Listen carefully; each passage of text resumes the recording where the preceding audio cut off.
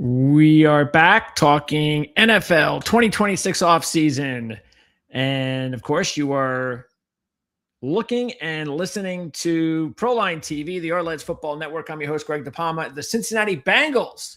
That's who we're going to talk about today. So John Sheeran is back talking to us once again from A to Z Sports, and also the co-host of the Orange and Black podcast, Insider podcast, actually. And how often are you doing that podcast, John? That's about a once a week type of situation. Okay. Neither one of the co-hosts, including myself, are technically an insider, but we don't have to tell anyone else that. We can just keep that between us. Sure. How many days a week do you do it? I mean, what day of the week? Do you normally do it on one specific day or whenever? Oh, we keep people on our toes. It's typically just once a week, but it could be Wednesday, it could be Friday, it could be Sunday. It just depends on when we're available. Well, it's a technology today, like that's the way it should be. Okay. We got a lot to talk about here, and I figure what we should do before we get into the obvious stuff is talk about the draft capital, which seems to be pretty good. The 10th pick of the draft. No fifth rounder. Is that the case? But multiple sixth and seventh? Yes. Yeah. So the Joe Flacco trade took away the fifth rounder, and then they got the Browns, not their main sixth round pick, but like an extra sixth round pick. But I believe it's in the back of the sixth round. So they got that pick swap situation. And then the Bengals traded Logan Wilson to the Dallas Cowboys for a seventh round pick in return. So they have 4 late day 3 picks, no fifth round pick. And then they obviously are 1 through 4. The first 4 rounds, they have a pick there. Okay. And cap space looks really good as usual. Top 10, over 50 million. And question is, how much will the Bengals spend? So I'm looking at also the cap situation regarding any potential cuts to save any more money. And there does seem to be a couple of guys, but maybe more importantly, I guess maybe just one guy that really sticks out. And that would be TJ Slayton. Would that be the case?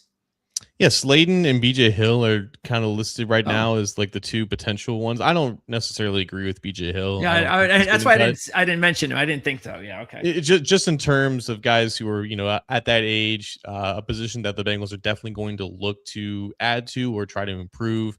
Like the whole BJ Hill signing in the first place was kind of unexpected, but again, like he's someone that you're fine having on the roster. And I think the same of TJ Slayton as well. I think he definitely played his best football towards the end of this past season. It's just in general, though, there's just not a lot of players. There's not a lot of obvious cap cuts on this team. Unlike the past couple of years, they had like 3 obvious ones that all came true. One of them ended up being retirement, and Sam Hubbard. Like they're not going to cut Orlando Brown Jr., even though they would see a lot of cap space there. It's just hard to find starting caliber left tackle. Yep. And again, I would be very shocked if both Slayton and Hill were cut, but I wouldn't be completely surprised if one of them was no longer on the team next year. Okay. Taking a look now at free agency for the Bengals, and this is the big story that everybody's waiting for. So let's throw it out there again. Is Trey Hendricks, is there any chance, whether through an extension, which I know is extremely unlikely, if not 0%, a tag? Is that even possible? What's up with Trey Hendrickson and the Bengals? It is just another year of complete unknown and somewhat.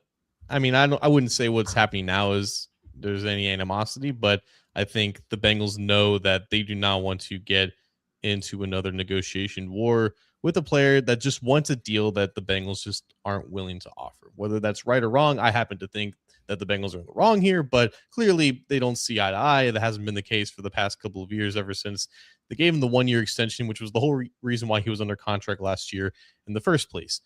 The reason why a tag could happen is if the Bengals are considering doing something that they've never done before, which is a tag and trade situation. Tag and trades are obviously very rare. The last one to happen was L'Jarius Sneed, who was traded from the Chiefs to the Titans for, like, I believe, an early 3rd round pick.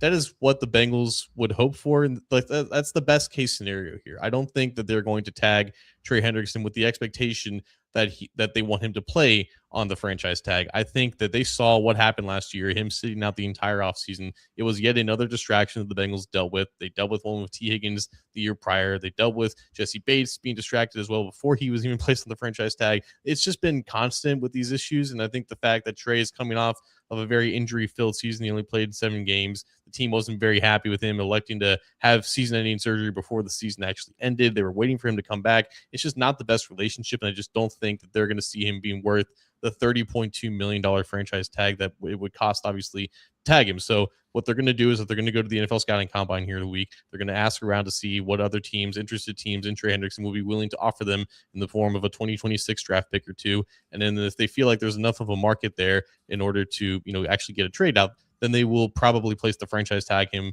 on him towards the later part of the 2-week window. But if they don't tag Trey Hendrickson, then there's just a 0% chance that he's going to be re-signed. Okay.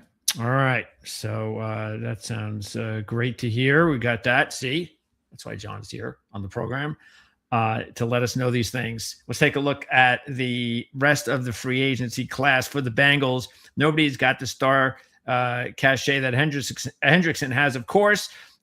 Taking a look, actually, is there a player in free agency? Like, is there one player that sticks out, like where you can say the Bengals have to re-sign this guy? The one that I think has the most support behind that is Dalton Risner, who ended up starting the last 6 or 7 games for the team at right guard following an injury to rookie Jalen Rivers.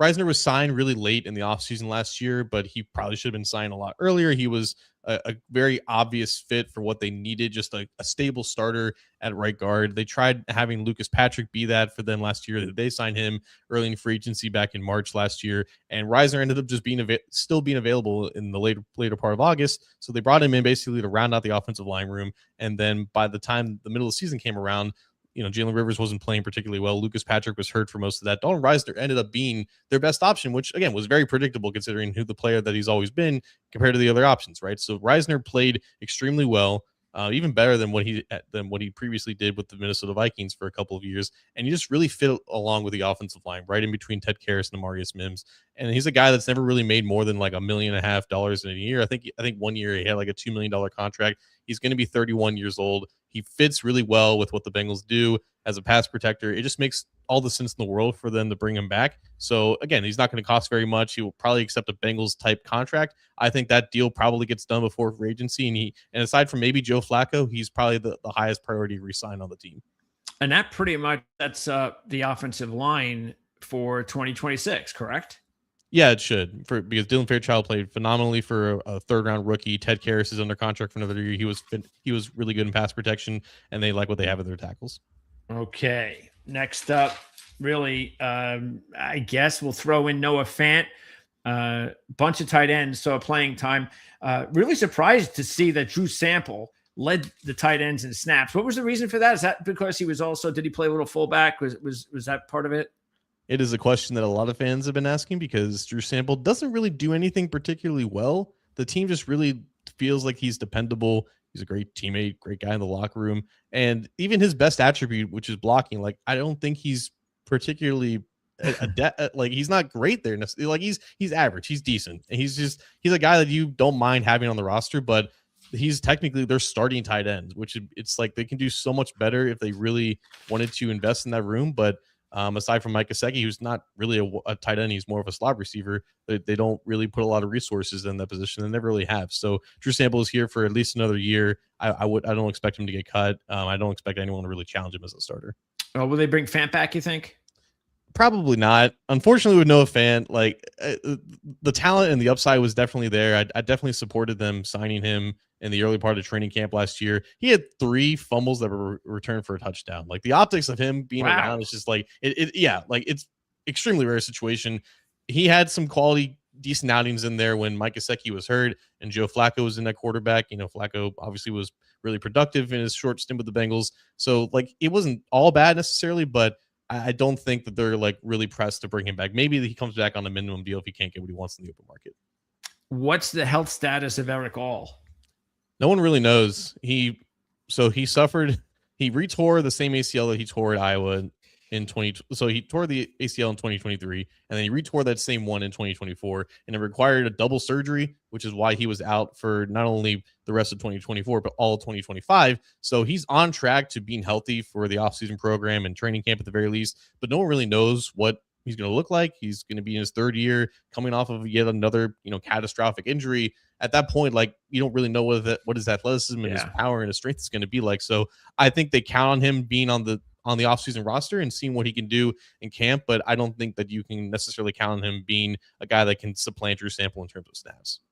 It's probably another one of these situations where if they don't sign and bring back Fant on the cheap, that they may either just sign a cheap veteran, or who knows, they could one of their middle round picks, or one of the multiple 6th or 7th, throw in another tight end. That's because, like you said, I think a lot of people who don't understand the Bengals and their usage of tight ends might look at the roster and go, "Oh yeah, man, they're gonna use one of their top picks on a tight." Well, it's just not what they do.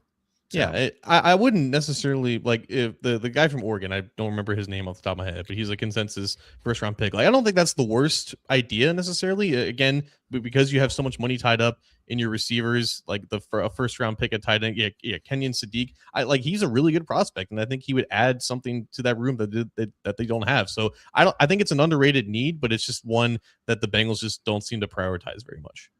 Yeah, right now we have Sadiq going at 23. It's early, and I could definitely see Sadiq move up in the draft as far as his position, because I don't think he's top 10, but I could see him being top 15, top 20 when it's all said and done. So we'll see. Do the Bengals have a history of movement with the draft? Move up, move down? In the first round, not really, no. Like, I can remember in 2012, was I think the last time they moved in, like while the draft was going on, they moved down 6 spots and they drafted Kevin Zeitler instead of David DeCastro. That was a big debate at the time. In the first round, no. Like the only other time since then, they traded back 9 spots before the draft in order to get Cordy Glenn from the Bills in 2018. But in the first round, you're not going to see them move at all. In the second or third round is when typically that starts. Okay. In round 1. Got it. All right. Now, defense. So let's look at the defense. Besides Hendrickson, this is where there's a little bit more talent to talk about. All right. What's the deal with Taylor Britt? Is it just one of those situations where, unless it's going to be cheap, that they just want to just start over, or do they think that there's still something to work with there? I don't think they even think that there's something to work with there, which is, it's shocking considering what his trajectory seemed to be following his second year. They gave him every opportunity to start the past couple of years, and he just hasn't really held on to a spot. He's been benched at least 3 times in the middle of games over the last 2 seasons with two different defensive coordinators. He also got into some off-field trouble. He spent a handful of days in jail for some reckless driving incidents.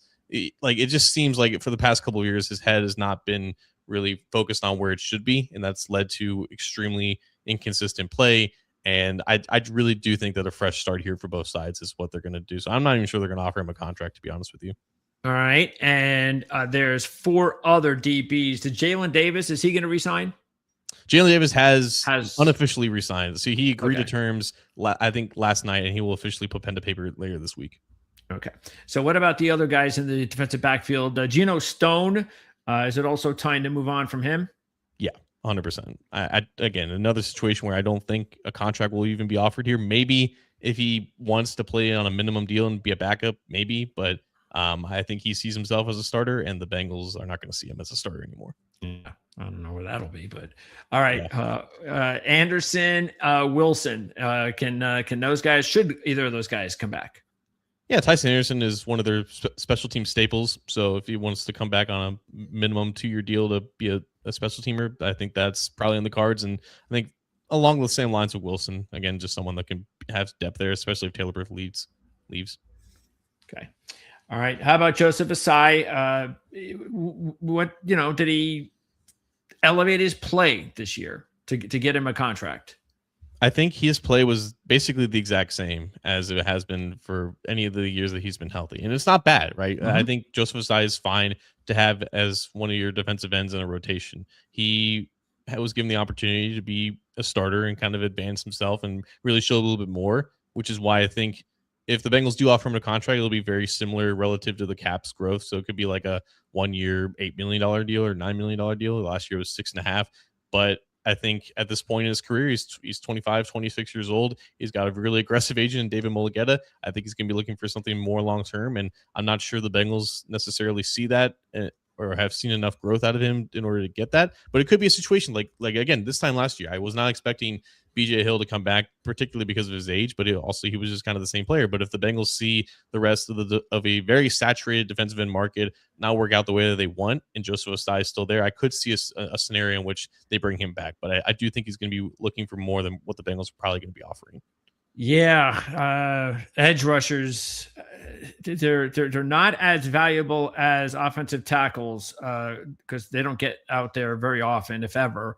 But it's really hard to get your hands on a good edge rusher, as we know. And looking at the guys that are available, most of them are like over 30, and some of them are interesting. But for the most part, yeah, I could see other teams saying, "Sure, we'll give Joseph Asai a long-term deal. We got no problem with that." So. Maybe that's what it'll come down to is if the Bengals are willing to give him a long-term deal. So probably not going to see him back with 1 year. I would doubt that, wouldn't you? Yeah. Again, like I think at this point he doesn't want to keep doing the 1 year contract and rental and just wants some stability, right? As anyone in his position would. Yep. Okay. What about Cam Sample? Not the exact same as Joseph Osai, but I think someone that the Bengals just kind of know who he is at this point. He's just a rotational guy, a base end, doesn't really offer you anything as a pass rusher. I think at this point, with Cedric Johnson, Isaiah Foskey kind of backing up that room, and especially considering the fact that they're going to be drafting another edge rusher like they did last year with Shamar Stewart, I just don't think that there's necessarily room for Cam Sample at this point. Again, it's going to depend on how free agency goes, but even if he does come back, it'll be a very minimum 1 year deal, maybe in the range of like $2 million. And again, like if he wants to have a fresher start and maybe reunite with Lou and Arumo in Indianapolis, if they can't get Trey Hendrickson, I think something like that could fall for him. Okay. All right. Are there any players? Well, actually, let's start with the rookies. How did the rookie class go? It was Dylan Fairchild and basically nothing else, unfortunately. So Shamar Stewart, even in the times when he was healthy, looked exactly like a guy that needs a lot more seasoning than he came into the NFL with, which, as expected, right? He didn't necessarily fall below expectations, but he definitely didn't exceed them. Demetrius Knight did actually have some decent expectations as a guy that was going to start immediately, but the game just looked far too fast for him. Similar situation with Barrett Carter, who missed a lot of tackles and took a lot of bad angles. It was a very rough year for the Bengals linebacking core as a whole, but that's the reality when you have two rookies basically starting by the middle of the season. Again, like the speed of the game, it just gets to you, and it is naturally a position in which it takes a year or two to really get your feet under you, kind of like defensive tackle, right? So the Bengals put a lot of faith in a second and a fourth round pick, and they got exactly what they invested in. Like it was just a bunch of struggles. But Dylan Fairchild, again, the third round pick at guard, just thrust it in there at left guard. He played really well. I think he looked like a guy that he looked like who I thought or who I hoped he would be in 2026 or 2027. So I really like the progression that he's already made, and that makes me believe that he's going to be even better in 2026, which is really promising. And then your fifth and your sixth and the seventh round picks, like they were just kind of what you expected. Yeah, that's good news. Of course, the Bengals fans, anytime they can get that sort of news on the offensive line, because at this point, Mims is progressing well. Correct? Mm-hmm. Do you think there's a lot more there, or do you think that he is what he is? I think what Mims did towards the end of this past season is like, okay, like the lights officially look to be on for like a first round pick. He was kind of keeping his head above water as a rookie. He was showing flashes, and there was some flashes here and there in the beginning of this past season, but then it was flashes like that were just drawn out into a week-long consistent stretch. I'm having a hard time wording this, but he looked like he was about to like reach his ceiling. Like it looked like, yes, this is the type of guy that you invest the first round pick in with all the tools and all the athleticism. It looked like it was all kind of coming together towards the end of this past season, and they're expecting that to be basically who he is going forward as a 23, 24-year-old starter. You think they're going to invest early enough in the draft at tackle just so they get maybe that next guy? Because they don't really have. I mean, I don't know if they really like Cody Ford is he the official swing on the team? Yeah, Cody Ford is the swing, and he's just not necessarily good. Like I wouldn't have brought him back last year, but they wanted him back for a 2-year deal. I think if there's going to be any sort of like notable cap cut, I could definitely see Cody Ford being that guy. It could maybe depend on what happens in the draft, though, because you're right. I think within the first 3 rounds, the Bengals are going to be targeting a tackle to eventually take over for Orlando Brown Jr. at left tackle. Because again, it's a position that it's really hard to find in free agency. The price of even mediocre tackles is going up to a point where I don't know if the Bengals want to get there. They always typically like drafting at that position anyways, and they kind of just fell into Orlando Brown Jr. in the first place. So drafting someone in the second or third round after you first address the defense, whatever defensive end or defensive tackle, I could definitely see the Bengals addressing with a day 2 pick and offensive tackle to be the eventual replacement for Orlando Brown and just be the swing tackle reserve in 2026. Yeah, let's see. What does this look like? Probably not very good. Yeah, this is not very good at all. Not surprising. Again, as we said, you're just not gonna. It's the one position outside of quarterback in all of football that if you got a good one, you don't let them go. You just can't. This is it's unfortunate too that it's so rare to find these guys. I don't know if it was this difficult in 20 years ago or whatever the case may be, but sure is difficult nowadays. Okay, so let's talk about developing players. Are there, start on offense, are there any players on offense, any young players that fans maybe that don't follow the team very often, they don't realize that this is a guy that the Bengals think will be able to take a next step next season? So Mitchell Tinsley became a fan favorite because of the fact that he he was one of the last people to make the roster at wide receiver. He was really dominant in the preseason, and whenever he got on the field in the regular season, he just made plays. He caught a couple of touchdowns, made some spectacular catches in relief of T. Higgins or Jamar Chase, whomever ended up not being in that game. I think there's another gear that he can kind of take as a wide receiver, and especially considering the fact that what they have in Andre Josevich is fine, but I think they can do better as the third wide receiver in that starting trio. Maybe someone who's more natural in the slot. I don't know if that's Mitchell Tinsley necessarily. I think a slot receiver could be a target in the draft as well, or it could be in a very weak free agency class for wideouts, or affordable, I should say, for specifically slot receivers. So I'm interested to see if Mitchell Tinsley can take that next step. I don't think I have a lot of hope for Charlie Jones necessarily because he's been here for the last 3 years. I just haven't really seen him just really take that step or really look like he's capable of taking that step. But Mitchell Tinsley comes into this offseason with a lot of momentum, and I'm interested to see if he ends up having another gear in him. Okay. Did you see enough of Brooks to tell you whether or not he can take another step next year and maybe at some point, hopefully sooner than later, make Samaje Perine expendable? Yeah, I think the evaluation on Brooks, who he was at the college, is basically the same. He just didn't really carry the ball enough for any of that to bear fruit necessarily. But I wouldn't say that he's I wouldn't say that they think any less of him than they thought of him last year. He just ended up being a guy that fell in the draft because it was such a deep running back class. So their trust in Perine, though, is very much unparalleled, and I don't foresee Brooks entering training camp as running back 2 over Perine. I think something will probably have to happen to Perine for Brooks to really get that opportunity. But again, he's going to be on the roster. He's probably going to be on the roster next year as well, when Perine's probably not going to be on the roster. So that could be the time in which Brooks makes that jump, and maybe he gets some opportunities with some injuries. Is there still hope, you think, that in a year or two, Matt Lee could take over at center? I hope so, because again, I think really highly of him. I thought he was another guy that fell in the draft inexplicably, but he's been injured for the past couple of years on and off. There's a reason why he is listed as third here on the depth chart. He almost ended the year on injured reserve. Then he came back. But even in general, like the rumors about him is that they don't really feel highly confident in him, whether or not he's just not showing it in practice or whatnot. There's a good reason why Lucas Patrick may be re-signed to be at the backup center next year, because they just don't have a lot of confidence in Matt Lee. And that makes sense considering he's a 7th round pick, and some guys just don't develop like they should coming out of college. But the guy he was in college, though, it just seemed like this guy has the chance to be a potential starter, and it doesn't seem like that's the case so far. But it's still early.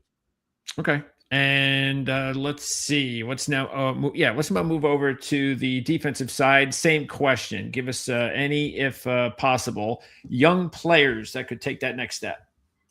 This is interesting because I think last year there were so many guys that were given that chance, and very few of them actually proved like they were taking that. Like Miles Murphy obviously took a step in the middle of the season. Dax Hill, DJ Turner, like they showed like they belong necessarily. Jordan Battle, I think, is still the jury is still probably out. I think they're comfortable enough with him penciling him in as a starter at safety, but if an obvious upgrade became available to them, then I wouldn't be surprised if they bumped him down to safety 3 like he was in the first couple of years. Um, I'm not 100% out on both the linebackers, though. I wouldn't be surprised if Demetrius Knight specifically had a lot more to give, and just once he becomes more comfortable with the speed of the NFL, like he's obviously a really good athlete. He was productive in his 1 year at South Carolina. I'm like, he just came into the league not that experienced despite being 24, 25 years old. So I think there's more that Demetrius Knight can give, and I think the Bengals are going to approach the linebacker position specifically as like, okay, we just need a stable veteran here to play significant snaps and to help guide Knight and Carter along, because those two are the future right now at linebacker. And I think I have more confidence in Knight than Carter eventually becoming a solid starter. What about McKinley or Jenkins in the middle of the defense? Did they take another step or not really last year? Yeah, so Jenkins basically plateaued during his second season.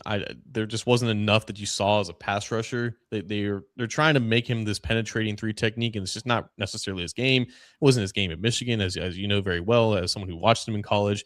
So again, like someone who can fill out the back of the defensive tackle room, I think he's fine, but you kind of want more for a second round pick entering his 3rd year. So he really does need to start showing something as a pass rusher. McKinley Jackson, I think, has flashed a little bit more. Like his backfield production and his penetrating skills, I think, are more evident. He ended up requesting a trade in the middle of the season because he just wasn't playing at all. Like they had Mike Pennell, who they promoted from the practice squad, playing over him. They didn't really trust McKinley Jackson in the preseason and in training camp, and he almost didn't make the roster entirely. So he wanted another chance to play somewhere else. So then after they didn't trade him at the deadline, they started playing him more, and he started to look pretty good. So maybe that was just him being motivated to show the Bengals that like I can play and I deserve to be on the team. But I think there's been more flashes with McKinley compared to Jenkins. It's just like McKinley Jackson is this nose tackle body, but he plays like a 3 technique. So he's a very odd player, and it's a very weird fit in the Bengals scheme. But I think he's still worth keeping around for the offseason. Okay. And I guess that's about it on defense for any of those players. Okay. And what did you think about Shamar Stewart? I know there was, the injury and all that. That's never good. Do you just look at it as just, a redshirt year, basically? It's just too early to tell. Yeah. Like I wasn't very high on Stewart coming out because of his production, because he just clearly just needs a lot of work. So my expectations for him as a rookie weren't very high.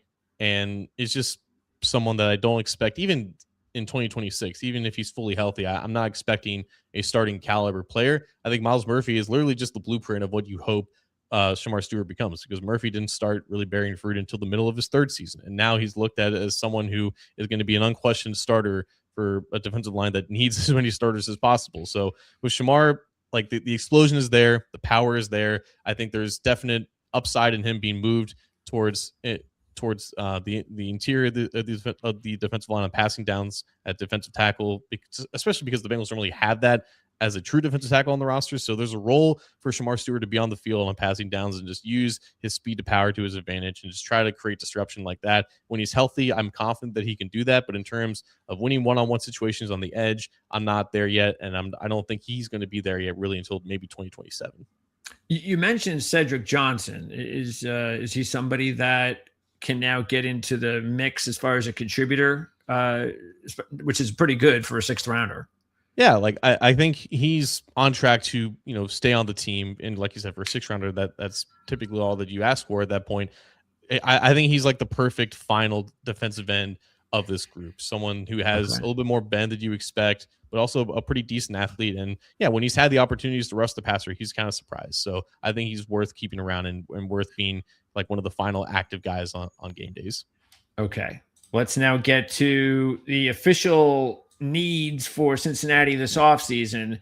So we'll start first of all with, is there a definite number 1 need that every fan knows, and they'd be shocked if that position was not taken at number 10 overall? I think right now, pass rushers just in general should be the biggest need. And I think the best case scenario for the Bengals is if a guy like Ruben Bain or even Arnold Reese, if he were to fall, that's priority number 1. right now for the Bengals offseason. They're going to be focused on that position group in free agency. It's not a really good free agent class for defensive tackles, but it is pretty deep in defensive end. And right now it's looking like it's a pretty decent defensive end class in the draft as well. Yes. So what they do at defensive tackle is going to be interesting. They might have to get creative, but I would be shocked if the Bengals didn't have a notable free agent sign at defensive end, or again, if one of David Bailey, Ruben Bain were available to them at 10th overall, that would be who I think the favorite is. I know a lot of fans are going to say that safety is the biggest need, and I don't disagree with that, considering the fact that Geno Stone is one of the worst starting safeties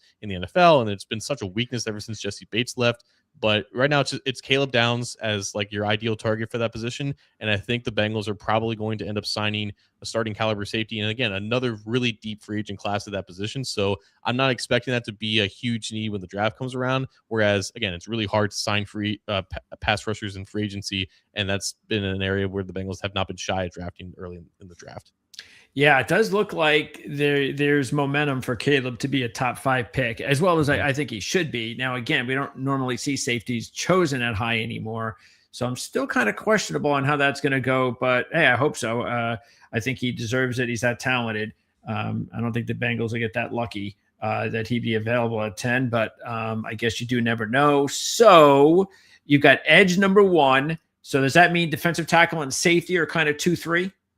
Yeah, I would say that's fair. I think any way that you look at those 3 positions, if you want to order them in however way that you want, I can see the arguments for that. But again, in terms of just value, in terms of how difficult it is to get like the best players, I think pass rusher in general just has to be at the top of that list.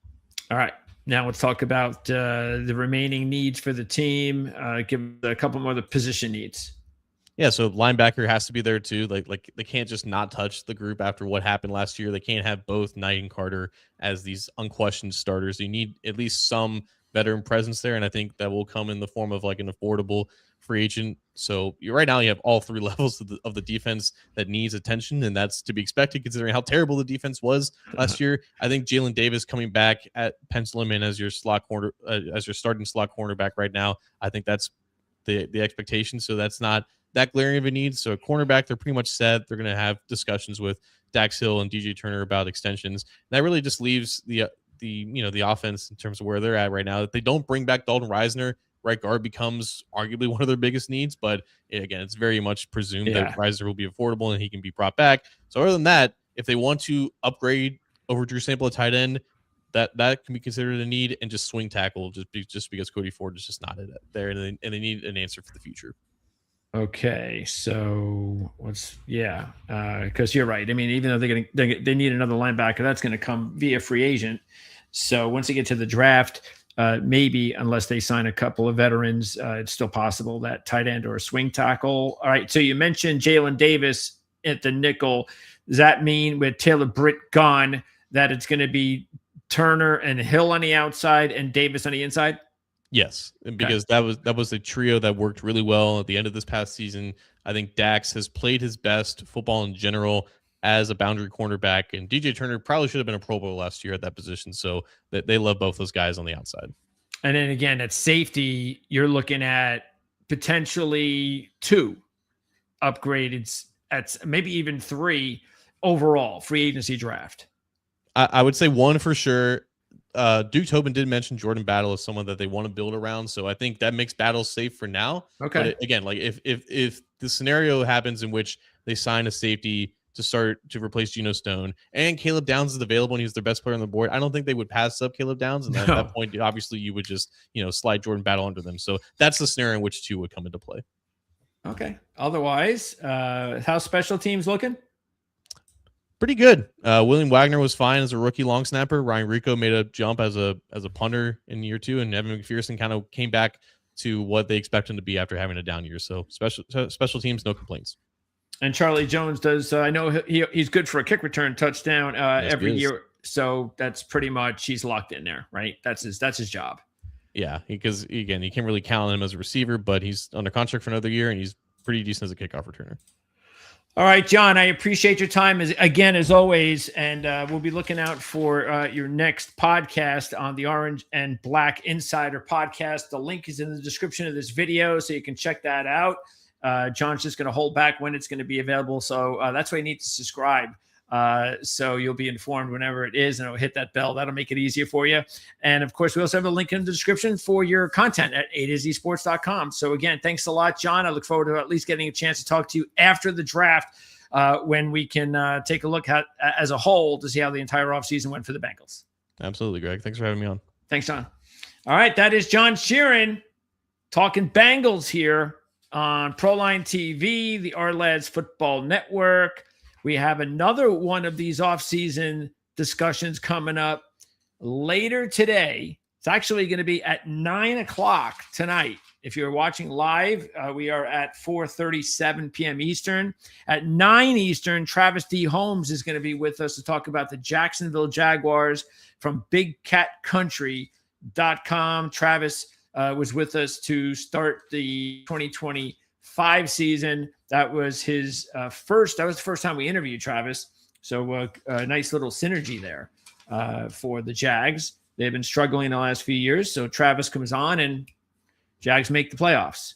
So that worked out. Anyway, we'll talk about the Jacksonville Jags, and they have some really big questions at running back with Etienne and at linebacker with Lloyd. And unlike the Bengals, the Jags do not have a lot of cash. They are not flush with funds, salary funds. And so they're going to have to make some moves. Now, could they tag one of those players because they do not have enough cash to sign both key players long-term? Well, we'll get the answers to those questions later on tonight with Travis D. Holmes talking about the Jacksonville Jags. As far as the rest of the content here on Proline TV and the Ourlads Football Network, 2 more interviews tomorrow. That's right. We're doing it again tomorrow twice. The Pittsburgh Steelers, we're going to be doing that with Alex Kozora at 4 o'clock Eastern on Thursday. And then at 7 Eastern, Adam Patrick is going to join us to talk about the Minnesota Vikings. So again, we're going to go right back at it 2 more times, Pittsburgh and the Minnesota Vikings. That's tomorrow. Both teams with questions at quarterback, both teams with some big front office moves this offseason, whether it be coaching, general manager. So a lot to talk about with Alex and with Adam. That's tomorrow when we're talking some football with those guys, again, here on Proline TV and the Ourlads Football Network. As far as the rest of the content at Proline TV, we are going to talk some more college basketball on Friday as usual. We're going to really start picking it up with our college basketball content. Now it's been once a week, every Friday, get you ready for Saturday. But we're getting real close to talking more college basketball, including on our Thursday show where Mark Lawrence hosts the Playbook ATS podcast every Thursday at 1 o'clock Eastern. So I'm sure we're going to talk some college basketball because we have a big game coming up on Saturday between Duke and Michigan. Very rare matchup of 2 of the best teams in college basketball from different conferences at this stage of the season. So especially those 2 programs. So we're going to talk, I'm sure, about that and some other college basketball and also some football. I think we're going to we'll dabble into maybe some future talk in the NFL. I don't know if we're going to talk college futures, but I think we're going to talk some NFL future talk. So give you a little heads up on what we think about the futures, Super Bowl futures this early, even before free agency, which begins in a few weeks, of course. So we're going to be here every step of the way with all of our coverage and the NFL, especially, we've got the combine coming up here real soon. We are going to be posting we're going to be publishing Ourlads, the 2026 draft guide. Should be out in about 6 weeks, 5 to 6 weeks. I have to get working on it. I have a deadline of mid-March. Right now, I've been tasked with just 5 team reports. So I'm going to try to get that done really quick. And who knows, maybe I'll get some more assignments there. But the Bengals are one of them. So when you check out the Ourlads draft guide for 2026 and you read the Bengals team page, you'll know the work in there was done by me. And a lot of my information comes from John. So I've got the Bengals, the Browns, the Lions, the Panthers, and the Broncos. Those are the 5 teams that I am tasked with the draft guide. And then maybe I'll be lucky enough to get a few more of those before it's all said and done. But again, don't forget to order your Ourlads draft guide as soon as possible. It is linked in the description area of this video and all of our videos from all of our interviews. So check that out. And if you're sick of ads bouncing up all over the place on the Ourlads website, click the insider link. Sign up for that. No more ads. And besides that, you get some additional bonus content. Okay, so that is going to wrap it up here. Once again, thanks to John Sheeran. I'm Greg DePalma. We'll see you tonight. That's our next video here on Proline TV when we talk about the Jacksonville Jags.